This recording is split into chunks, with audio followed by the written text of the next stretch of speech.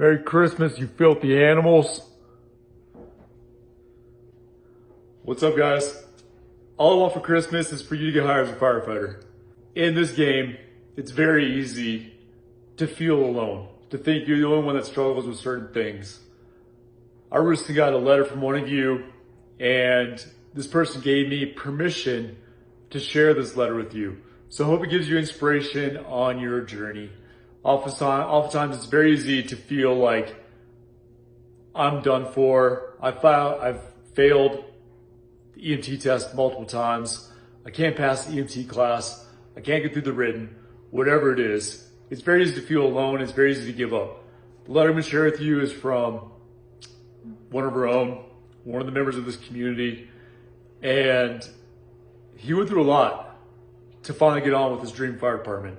So I want to share with you guys. I hope it provides you some motivation this Christmas. I've actually been keeping this letter beside my bed. Hello, sir.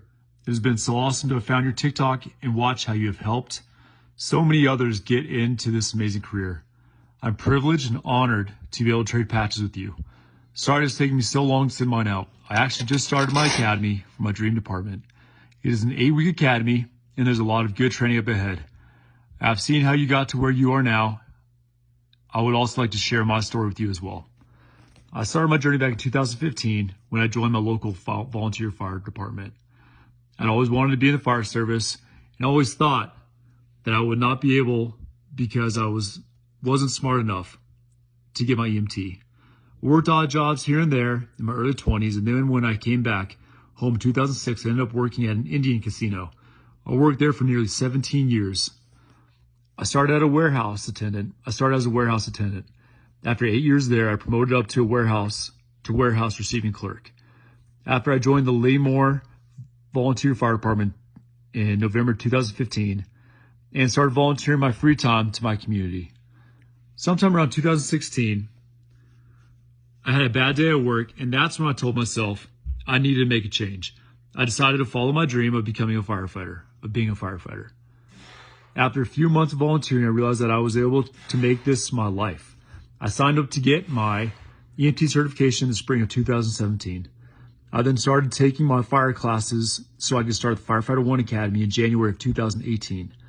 Going into the academy, I was weighing around 285 pounds. I was the biggest I'd ever been in my life. The academy showed me how badly I needed to get into shape. I graduated the Firefighter 1 Academy in the spring of 2018. I was on a roll and thinking I was going to be hired a few months after that. Then reality hit. I still had not passed my National Registry exam. I had already taken the test 3 times and had not passed. At this point, life had started to weigh on me and I started to get down. I take a 24-hour EMT refresher course with a buddy of mine down in Burbank. Once I did that, I found out that my 2 years had lapsed and I had to redo the EMT course all over again. Therefore, in the fall of 2019, I retook the EMT course. While I was going through that, the Rona hit. That slowed everything down, way down. That made taking the National Registry test a little difficult. Of course, 2000 was a horrible year for everyone. I'd almost given up on my dream and got back to my pre-academy weight. Shit was going downhill and the world was on its head. Just like everyone else, I had gotten down on myself and had been depressed and thought that I would never achieve my goals. At this point, I had all but given up. Then one day while at work, I'd broken a pair of sunglasses while I was getting ready to make a delivery. I dropped a pin on the ground and I had my glasses in the pouch of my hoodie. As I leaned over to pick it up, I had broken my glass between my thigh and gut. That was my breaking point.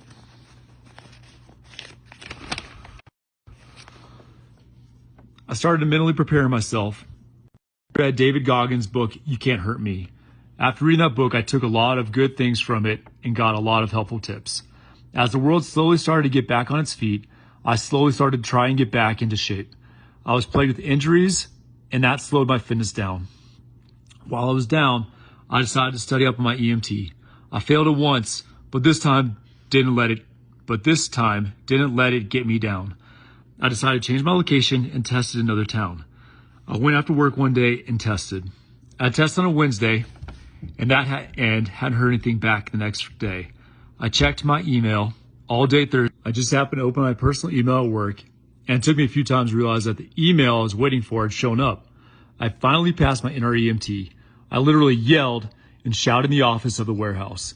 I gave everyone a scare. After that, I was full bore and back on track to following my goal to being a firefighter.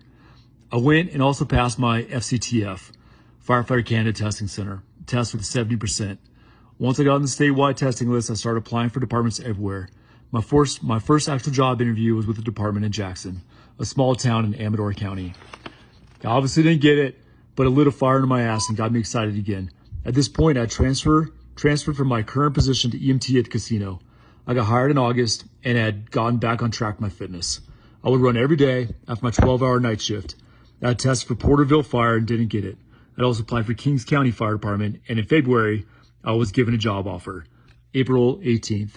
I started my first fire job. I learned so much and got to experience so much with them, but I still wanted to be with Porterville. The department had lost 2 firefighters back in February 18th of 2020. After that tragedy, Chief Lapierre had revamped their whole program. They became a ship of war and hired a bunch of like-minded individuals that were on the same page to cut out the mediocrity and better their program.